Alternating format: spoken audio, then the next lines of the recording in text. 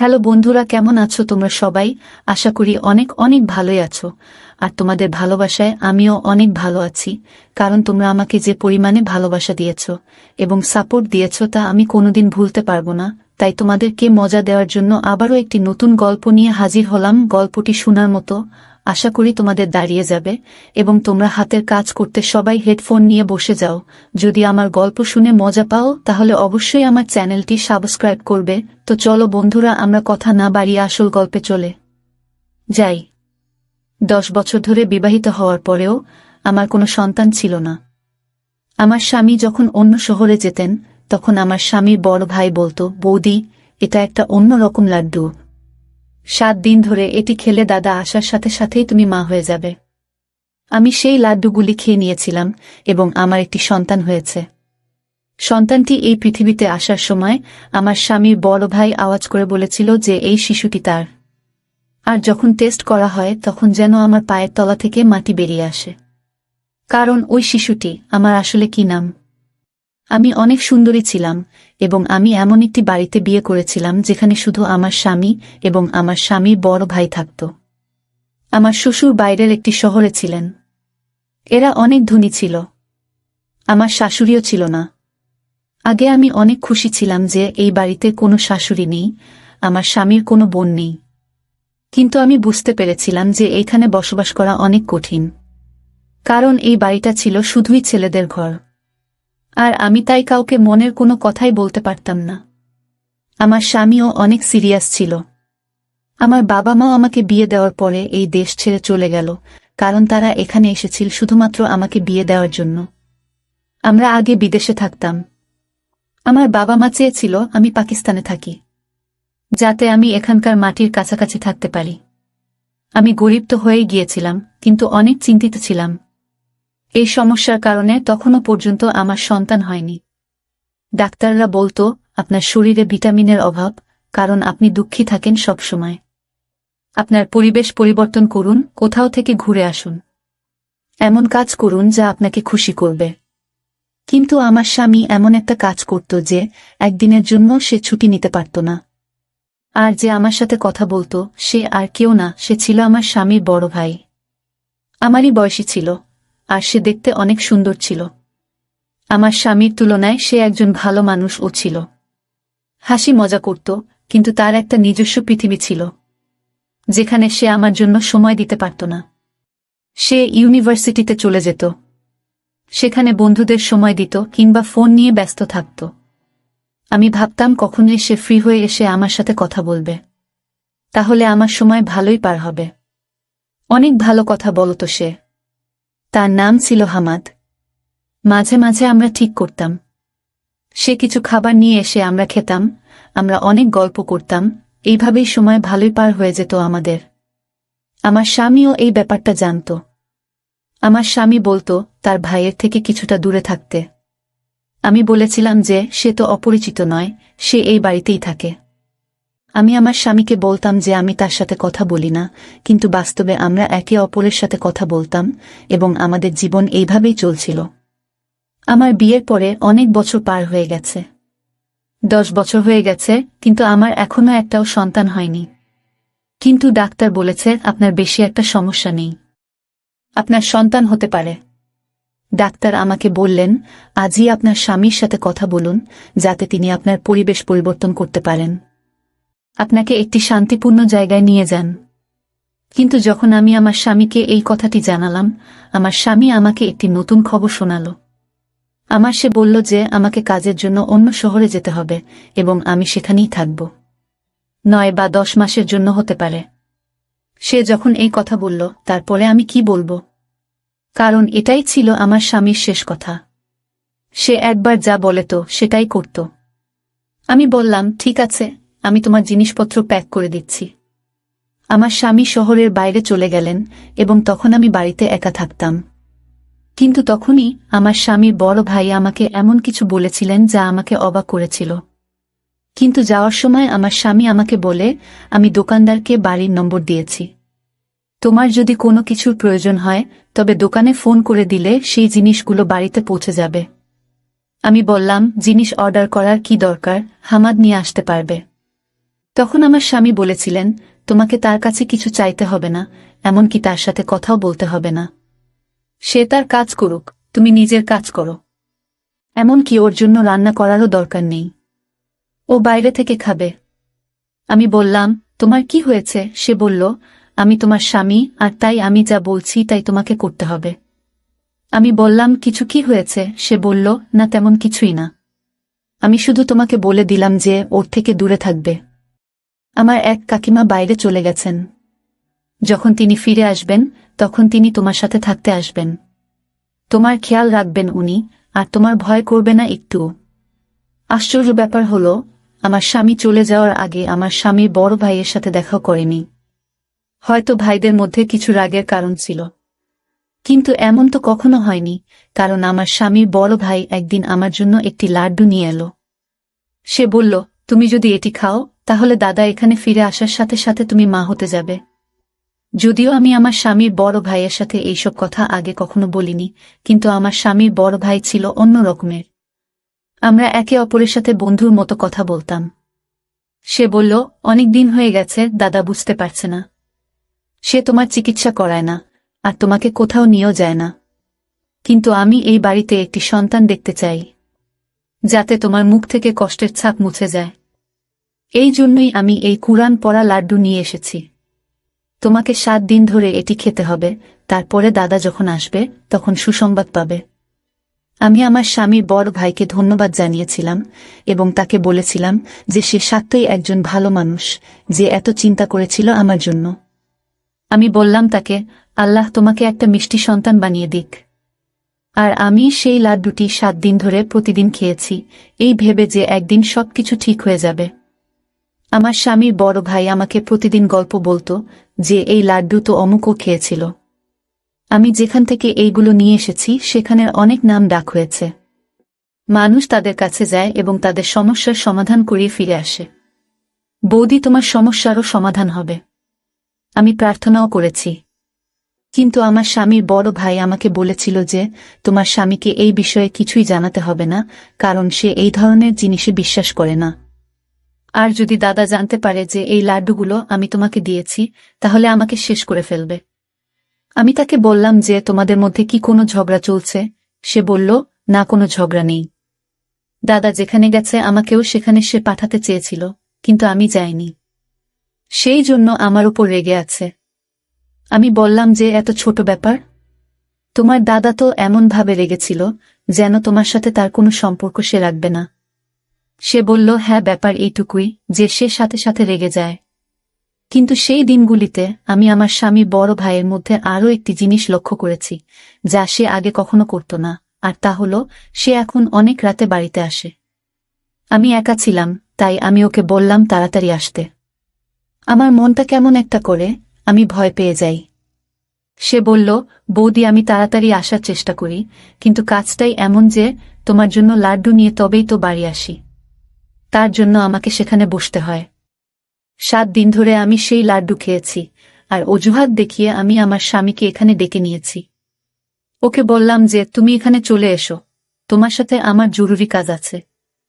আর আমার মনও ভালো নেই, কারণ আমি একা। স্বামী বলল, ঠিক আছে, তাহলে আমি তোমাকে আমার সাথে নিয়ে আসব, কারণ আমার এখানে অনেক কাজ আছে। আমি বললাম, হ্যাঁ, তুমি আসো, আমার তোমাকে দরকার। কিন্তু স্বামী যখন এলো, আমি অবাক হয়ে দেখলাম যে সে আমার স্বামীর বড় ভাইকে একবার আদর করে ধরেনি। সে এমনভাবে পাশ দিয়ে চলে গেল যেন সেখানে কেউ বসে নেই। আমি অনেক অবাক হয়েছিলাম, কারণ আমার স্বামী আসার আগে আমার স্বামীর বড় ভাই বলছিল যে দাদা এলে অবশ্যই আমাকে ক্ষমা করবেন এবং সবকিছু ঠিক হয়ে যাবে। কিন্তু আমার স্বামী তা করেননি। আমার স্বামী আমাকে তার সাথে অন্য শহরে নিয়ে যায় এবং আমি সেখানে থাকতে শুরু করি। এখানে আমি থাকতে থাকতে মাত্র 1 মাস হলো, আর জানতে পারলাম যে আমি মা হতে চলেছি। এটা যেন শেষ পর্যায়ে কোনো মানুষ জীবন ফিরে পাচ্ছে। বিয়ের 10 বছর পরে এমন খবর পাওয়া ছোট কথা নয়। অনেক খুশি হলাম, কিন্তু আমার স্বামীর বড় ভাইয়ের দেওয়া লাড্ডুর কথাটা বলিনি। শুধু বললাম সন্তান না হওয়া পর্যন্ত আমরা একই বিছানায় থাকব। আমার স্বামীও অনেক খুশি। আমি যখন আমার স্বামীর বড় ভাইকে ফোন করলাম, তখন তার নাম্বার বন্ধ ছিল। আমি বাড়ির ফোন নাম্বারে কল করলে কাজের লোকটা ফোনটা তুলে বলল ছোট ভাই বাসায় নেই, আর ওর ফোনটা হারিয়ে গেছে। আমি আমার স্বামীর বড় ভাইকে এটা বলতে পারলাম না, কিন্তু ওর জন্য একটা মেসেজ অবশ্যই করে রাখলাম যে ও এক সময় অন্তত দেখতে পাবে। আমার স্বামী বলল, তুমি কাকে মেসেজ করছো? আমি বললাম, আমার সন্তানের কাকাকে। আমার স্বামী বলল, কোনো দরকার নেই। আমি বললাম, এটা কেন বলছো? আমার স্বামী বলল যে সে ব্যবসায় অনেক ক্ষতি করেছে, তাই আমি তার সাথে সব সম্পর্ক শেষ করে দিয়েছি। তাকে তার জমির অংশ দেয়া হয়েছে এবং এখন সে তার অংশে এখন থেকে বেঁচে থাকবে। তার সাথে আমাদের কোনো সম্পর্ক থাকবে না। আমি বলেছিলাম যে তোমার বাবা এই পৃথিবী ছেড়ে চলে যাওয়ার আগে তোমার মা বাবা তোমাকে তার দায়িত্ব দিয়েছিলেন, আর তুমি তাকে এই অবস্থাতে রেখে দিলে। তখন আমার স্বামী বলল, সে একজন প্রতারক, চোর, এবং আমি এমন মানুষের সাথে কোনো সম্পর্ক রাখতে চাই না। আমি অবশ্যই আমার স্বামীকে বলেছি যে সে অন্যায় করছে, কিন্তু আমার স্বামী বলেছেন যে আমার ক্ষেত্রে তোমার কোনো কথা বলার দরকার নেই। তুমি হলে বউ, তোমার কাজ হলো ঘর চালানো। আর হ্যাঁ, আল্লাহ তোমাকে সন্তান দিয়ে দিয়েছেন, এখন থেকে তোমার সন্তানের প্রতি মন দাও। আমি ঘরের ও ভাইয়ের ব্যাপারটা দেখব। সে আমার ভাই, তোমার ভাই নয়। যদি তোমার ভাই হতো তাহলে তুমি কথা বলতে পারতে। আমি বললাম যে সে আমার ভাইয়ের মতোই ছিল। আমি আমার স্বামীকে কি করে বলবো যে তার কারণেই আমরা সন্তানের সুখ পেতে চলেছিলাম? কিন্তু আমার স্বামীর বড় ভাই আমাকে এসব বলতে নিষেধ করেছিলেন, তাই আমি চুপ করে রইলাম। সত্যি বলতে কি, তারপরে আমি আর সময় পাইনি আমার স্বামীর বড় ভাইকে ফোন করার বা তার সাথে কথা বলার। প্রথমত আমার স্বামী এটা বারণ করত, এবং দ্বিতীয়ত আমি আমার সন্তানকে কেনাকাটায় এবং খুশিতে এতটাই ব্যস্ত ছিলাম যে আমি কারো কথা ভাবিনি। তারপরে আল্লাহ আমাকে একটি সুন্দর ছোট ছেলে দিলেন। তাকে পেয়ে আমি অনেক খুশি হয়েছিলাম। আমি দিনরাত যেন তাকে নিয়ে ব্যস্ত থাকতাম।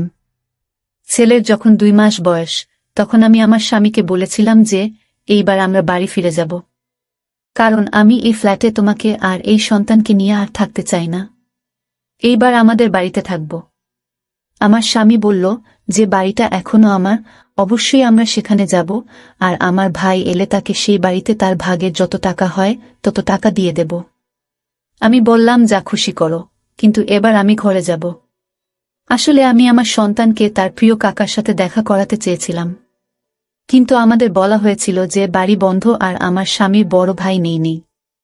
কিন্তু বাড়ি ঢুকে মনে হলো যেন কেউ এখানে থাকছে, যেন এই বাড়িতে একজন মহিলা আছে, আর সেটা এই জন্য যে আমি জানতে পেরে গিয়েছিলাম যে বাড়ির সব কিছুই এক মহিলা ব্যবহার করত। যেন আমার সেরকমই মনে হলো, কিন্তু সেই মহিলা কে হতে পারে?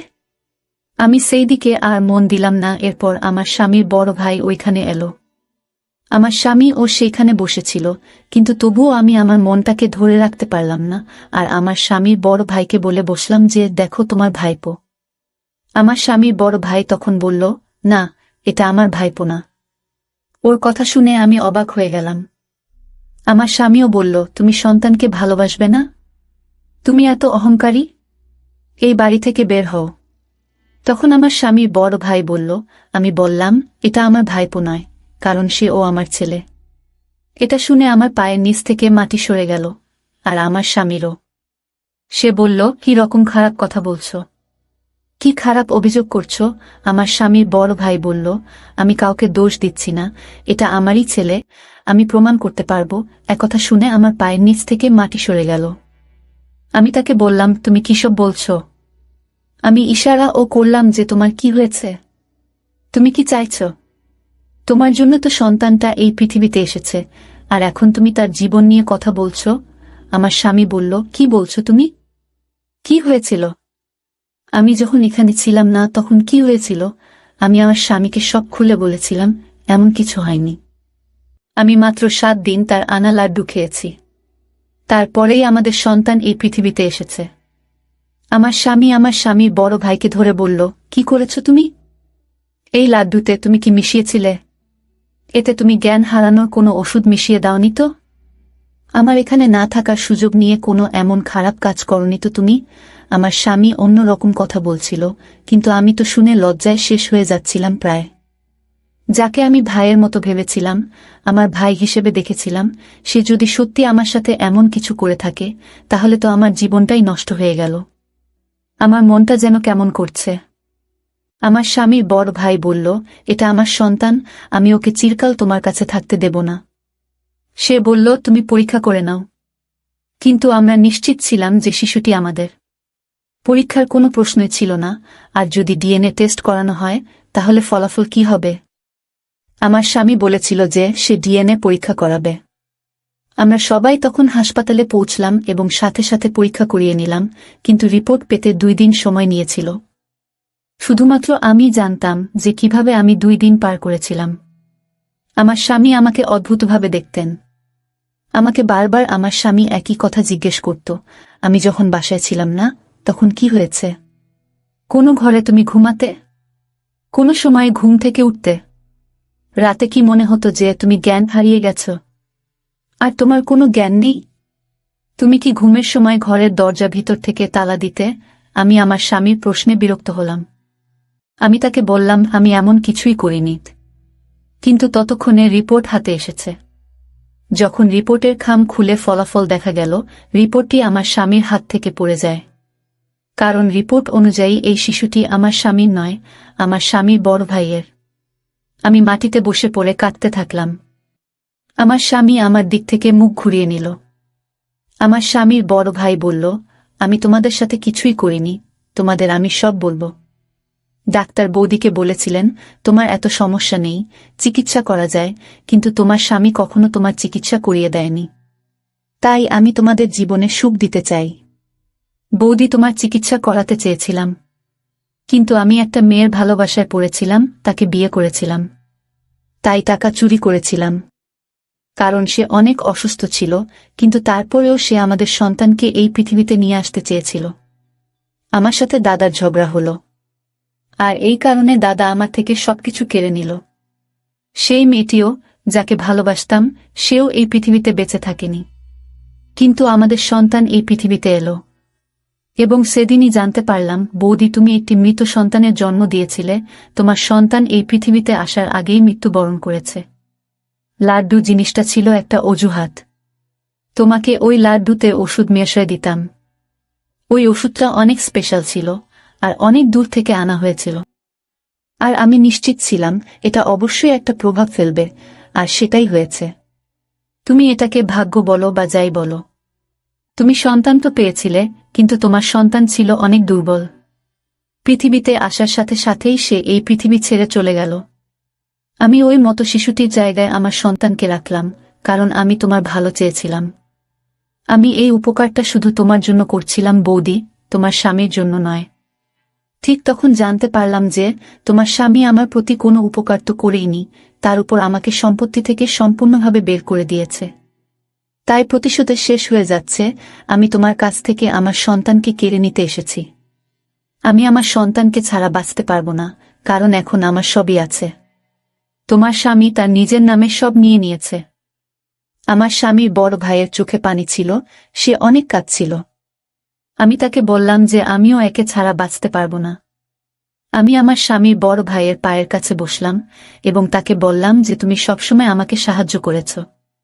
এই শিশুটিকে আমাকে দাও, আমি তাকে আমার সন্তান মনে করেছি, আমি তাকে 3 মাস ধরে মানুষ করছি। তুমি আমার অনেক উপকার করেছ। আমি যদি জানতে পারতাম যে আমার সন্তান পৃথিবী ছেড়ে চলে গেছে, আমার কোল খালি থাকলে আমি ঘটনাস্থলেই শেষ হয়ে যেতাম। তার এই পৃথিবী ছেড়ে চলে যাওয়াতে আজও আমি দুঃখিত, কিন্তু এই সন্তানটা আমার হাতে আছে। তাই আমি বেঁচে থাকার কথা ভাবছি। আমি আমার স্বামীকে বললাম, তুমি কেন এমন করলে? তাকে ক্ষমা করে দাও। সে যা করেছে ভালোবাসার জন্য করেছে। তুমি সবসময় তোমার কাজে ব্যস্ত ছিলে। তুমি কখনো আমার দিকে তাকাওনি, আমার চিকিৎসাও করাওনি। তোমার ভাই আমার সাথে সবসময় ভালোই করেছে, কিন্তু সে তো চাইলে আমার সাথে খারাপও করতে পারত।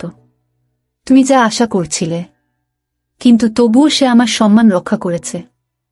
আমার জন্যই সে এইসব করেছে। এমনকি আমাকে তার সন্তানও দিয়েছে।